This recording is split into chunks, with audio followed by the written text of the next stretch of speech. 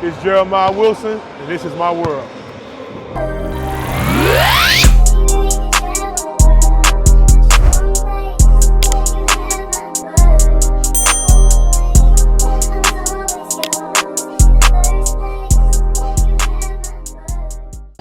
What's good, y'all? It's your boy Marlon.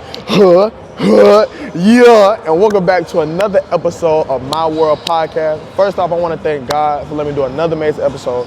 Without God, this My World Podcast and Marlon's World would be nothing. Also, want to shout out to my boy Q Money Visuals for letting me get the camera work that y'all see. You know that my man always put the work in. Make sure I got quality videos for y'all to see. So, I got somebody I've been knowing for since I was a baby. He been knowing me since I was Lil Marlon for real.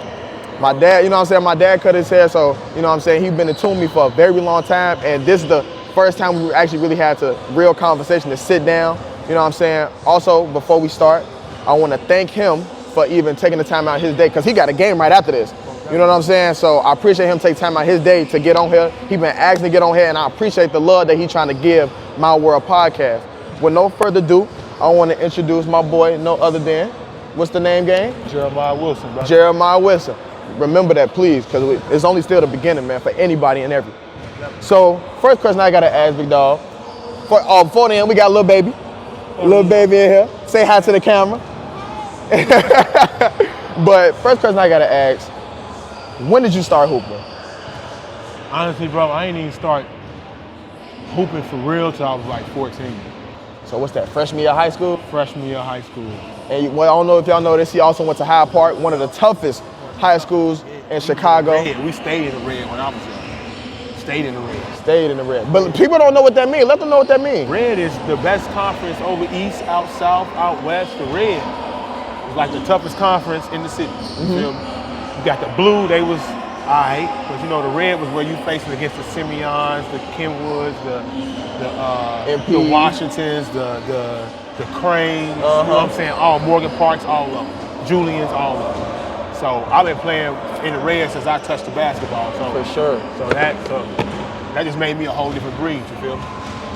But you took a different route than most others. You didn't start off with D1 ball. You went JUCO. Yeah. You know what I'm saying? Let them know what JUCO you went to, bro. I went to Casper College. Casper College is a school out in Wyoming. Me and actually two of the homies from Simeon, Josh Davis, David McKinney, we all went down there for a visit after my senior year, and we all went down there and changed that whole program around. We was 3 Chicago kids, went down there, I think they was like 8 and like 30. We came down there, it was like maybe 25 and 10. We ended up taking them almost to Hutch. No, for sure. Yeah. I'm gonna go with the accolades. He under the head coach of Gary Barker, averaged 15 points, 9 rebounds, and 1 assist per game, while helping his team to the regional semifinals and the 20-12 record. Ranked number 28 in D1 junior colleges rebounds per game. Also recorded 30 points and 12 rebounds against one of the top JUCOs in the nation. You know what I'm saying? He also, another top JUCO in the nation, they went against Arizona Western. He was able to put on the stats 26 points and 18 rebounds. Now, y'all know when they come to hooping, bro, that's a big stat. You know what I'm saying? And that's on offense and defense, able to get those type of points and those type of rebounds and play at that max effort. What gives you your grind and grit playing the game that you love? Honestly, bro, like I said, I ain't start till I was 14. So I was just outside a lot, hanging out outside.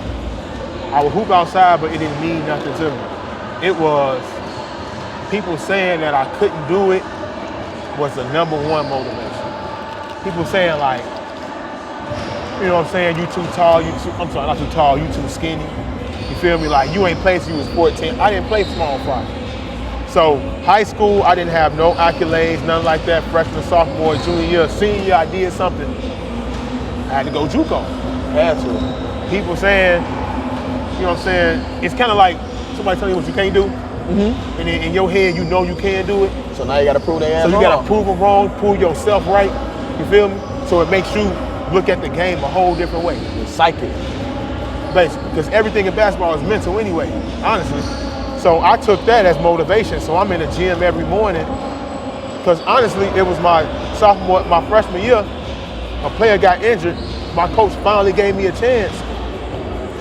In the conference finals, I averaged 21-11. He's like, oh yeah, he can really hoop. Yeah, I've been telling you that. You got to give me the opportunity to show you. And then you took advantage of it though. Sophomore year, I went crazy. Because not too many people can take advantage of the opportunity because, you know, some people just either too scared, you know what I'm saying, certain situations, the cards they was dealt with, you know what I'm saying? But luckily for you, you was dealt the cards that you needed in order to advance your career. So after JUCO, you decided to go to Tarleton State in Tarleton, Texas. What made you choose that school, man? Honestly, bro,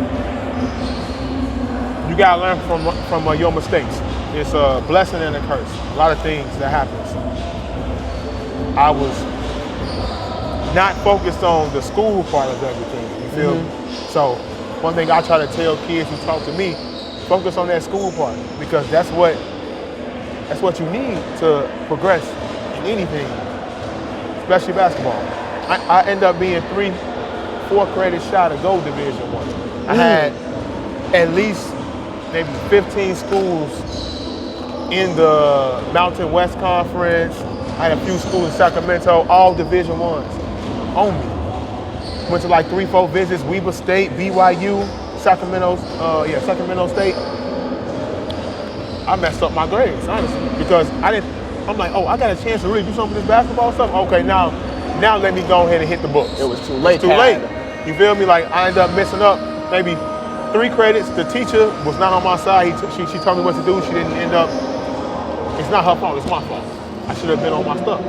Ended up going to Chaminade or Tarleton State. Tarleton State was like number 3 in the nation at the time. Chaminade was in Hawaii. It was like they had like one of the best Division II's tournaments. Yeah. Picked between them two. I went down to Tarleton State. They basically laid it out for me and let me know, bro, this is where you want to be if you want to make a career. Right. You know what I'm saying? Close to Dallas, Texas, so you know I'm around my people, I'm enjoying myself, so Tarleton State it was, you feel me? But that's different. JUCO, going from JUCO to D1, man, that's a whole nother level of, you know, skill set, high IQ. You know what I'm saying? Yeah. So what was your wake-up call, in a sense, from junior college? Because in my opinion, I went JUCO. I feel like that's just an extra 2 years of high school in a sense. True. You know what I'm saying? Where you on a university level, that's a grown man's game. Right. In every sport, or grown women, you know what I'm saying, in that sport. So what is something that gave you a wake-up call and what made you realize, like, I got to take this sport serious if this is what I want to do? Great question, right? So going to a university level from a JUCO,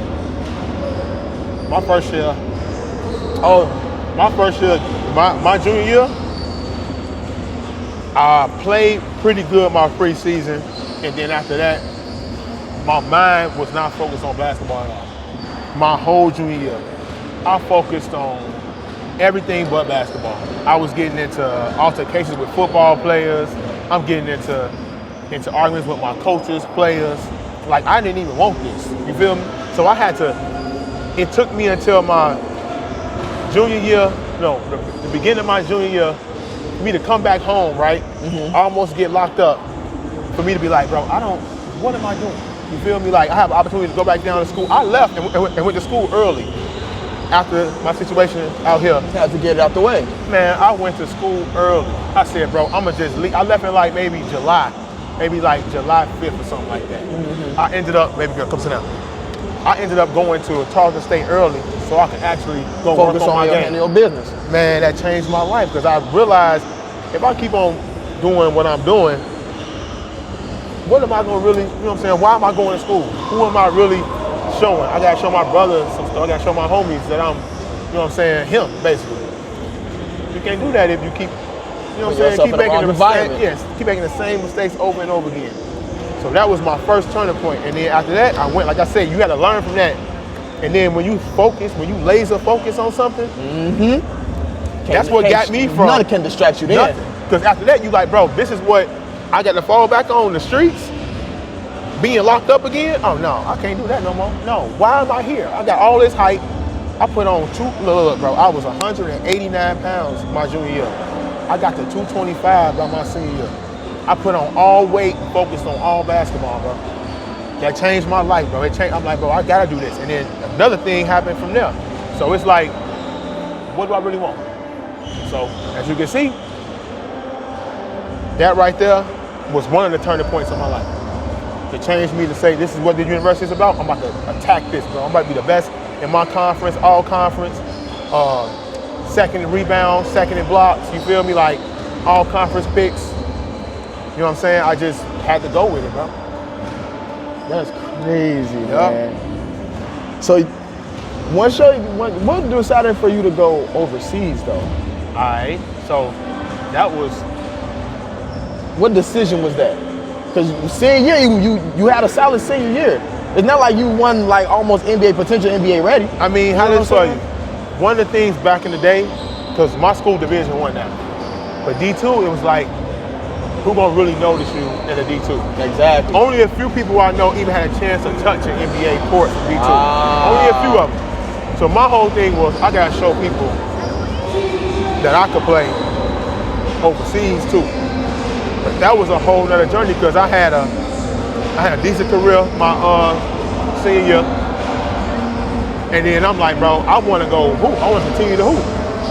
But they didn't even give me my first contract until September. So, my bad, October. I'm at the crib waiting on something. I'm like, what am I going to do? Get a job or I'm going to hoop? I'm going to get a job or I'm going to hoop? How was that on your mental? How that was it. No lie, bro. I swear to you, that changed my whole mind. If I could teach anyone something, bro, it's like, so I always say your mental is everything. Yeah. Because that point in my life brought me to where I am today. I say I'm 35, thinking about when I'm going to end my career. Right. I wasn't really prepared for what if I didn't hoop. You know what I'm saying? I got my career, but I'm thinking only hoop and not thinking about what else I can have. My mental was all messed up because I'm like, yo, where my deal at? What's going on with my deal? It's my first year ever trying to figure out about a deal. I'm texting my agent every day. What's up? What's up? What's up? What's up? Impatient. That's messing with me. What did I do all this for? Nothing? You really not gonna, I have no deals? I have nothing coming up? Come on, man. Come on. I'm ready to hoop, bro. Come on, man. I'm ready. I'm at the house. Bro, I took a train from Texas back to Chicago because my pops was sick. Man, I gotta get home. I'm on trains, bro, with bags, bro. Like, damn, this is what it is. This is what I came back for. I'm coming back home, back at the crib, doing the same shit like when I left. Now, you feel me? But my mindset had to change, bro. I had to get back in the gym, start doing the same thing, get back in the gym, work on my stuff. Believe I'm gonna make something. Exactly. They gave me the opportunity.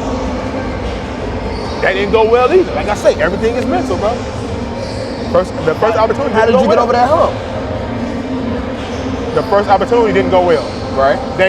They market me as a 5-man, a big 5-man who play on the block. That's not my game. I've always been a 4-3 who can play the 5. I went over there and got cut the first month. Got cut the first month.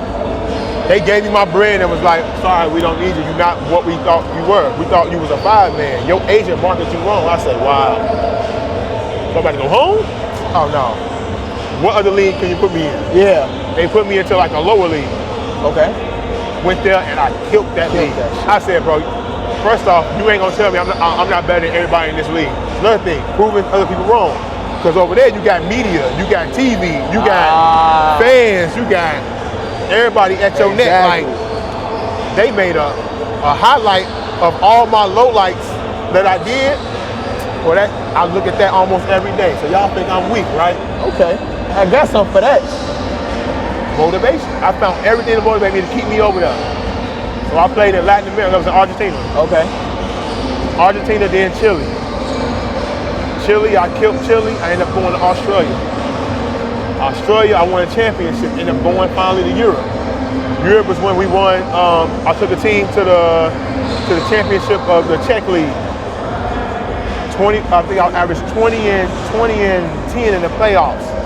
Of course, now they want me back. Now that team in Argentina, like, oh, yeah, what's up? I'm like, nah, we good now. I'm supposed to be more money now. Went from there.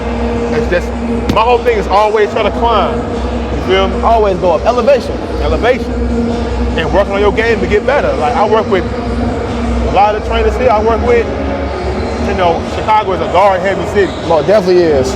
So I'm in this joint learning from Stephon Hanna, Jerome Reynolds, all these dribbling moves and all. That's helping me over there though, you feel me? Right. Over there they want me to play a 3, a 4, a 5 sometimes. So everything I'm learning here, I'm taking it back over there. Man, I just had a mindset, bro. You're not gonna tell me what I can't do. Impossible, bro. You can't tell me what I can't do. And I'm gonna prove y'all wrong. I went from the lowest league in Argentina to where I am today. To me, Elevation. man, motivation, dedication, resilience. Everything I got tatted on me, bro. Faith, everything, bro. Locked in for real. Locked in. You had to though. For sure. So enough about him, you know what I'm saying, even though the podcast is about him. Question I gotta ask, like I said, if he answered this wrong, we cutting this. Who was the GOAT of basketball, LeBron James or Michael Jordan? The GOAT of basketball is Michael Jordan, brother. That's done. Once again, we done with the podcast. What you expect? But you from that generation though anyways. But what is it for him for you as far as the GOAT? For Mike? Yeah. I still think LeBron is right here. No, don't get me wrong. He's right there. Is it the rings that separate them? I think it's the mentality. Why I think Mike is the greatest is because of this. He stopped a whole generation, a whole decade of people from getting rings. Like they were scared to play against Mike. That man, once he found out what he needed to do to become great, he owned it in the 90s. Like he came there 1-3, he got tired, went to sleep. Woke up like, all right, y'all, let me do it again. Came back and 1-3 more. And said, let me quit. That's tough. Like I ain't look at it like that. Like, I ain't look at it like that. He was like, man, I'm done with it. I'm gonna play some baseball or something. I ain't something that's gonna, like I say, you telling me I can't. They told Mike, he can't play no you damn can't baseball. win a championship as a scoring 2 guard. He did. Watch this, 3 in a row. Let me go play baseball. Now you can't come back and win again. Okay. Let me come win 3 in a row. And nobody was able to win with Mike doing that. And he took the guard position as he was the first guard of basketball. You feel me? Like, don't get me wrong. Bill Russell, Magic Johnson, yeah, all Larry these Bird. guys, they got him. They got it. Yeah. It's just the way he did it and how he did it for him to show, like, this is true dominance, no matter what. Now, LeBron, don't get me wrong. That's a dog. He's dominated the league, too. LeBron, I became a LeBron fan. He was cool in Cleveland. When he played against my Celtics, he didn't make a facial expression and gave them 45 and 15 to seal, remember against the Miami? Yeah. Miami and Boston. It was game 6, maybe. Game 6 or 7, one of the two. It was a closing game for them. They dogged him in the media. That man came out the next day. Yeah. That man ain't show no facial expression. He said, okay. Heel. The biggest meme, yeah. What? No, you're right though. You're not He gonna said, tell okay. me. Maybe what he said, you better tell me what I can't do, and I'm in straight mode. After that, LeBron became one of my favorite players. Next to Michael Jordan, next to Kevin Garnett. Kevin Garnett.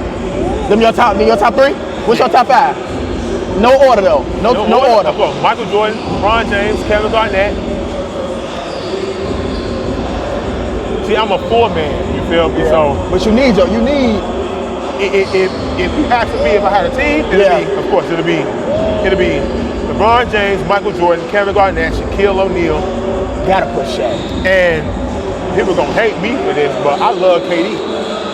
I love KD. You can't get mad at KD. Bro, come on now. 7-foot killer man. That's slender man. You can't go wrong with that. But if you got to give me a point guard, I got to go with. But you got LeBron on there already. LeBron, my PG. What you mean? That's it for me. That's my I rate it, top 5, and that's nasty. I rate it though. I don't think nobody gonna go I to rate that it. top 5. Man, look, I appreciate my man coming on here, showing us love. Once again, make sure y'all like, comment, and subscribe. I'll put his information in below if y'all, because one thing about him, he love to give back to the community. But also, last thing, want to say this, what is something that you can give these young cats? Not like I'm not saying I ain't young, but what is some advice you could give us, you know what I'm saying, going into the future that we trying to get into, our career? Whatever you do, right, you put 100% into it. Focus on it. Because, we always get sidetracked by a lot of things, you feel me? I say focus on what you got to do. Stay resilient, stay focused, and understand everything is mental. Like whatever we do, we got to go through, bro. We got to continue to have our mental health. You know what I'm saying? Like when you by yourself, make sure you understand that. Take care of yourself. Take care of what you want to do. Understand if you got to go, push toward it. You're gonna fall a few times on the way, but that's just the journey. You know what I'm saying? It's hard. Like it's hard to get where you really want to go. If you got dreams, it's hard, bro. But don't think it's gonna be easy. It's impossible. Nobody has it easy. People who got all the money, we think that's all the money. Even that life not easy. It ain't never easy. It's all mental. It's about how much we appreciate our life, how much we want to fight for what we want to do, and how strong our mental is. For sure. Once again, man, my boy Jeremiah on this peace and love. Yes, sir. This our world. Y'all just living in it, baby.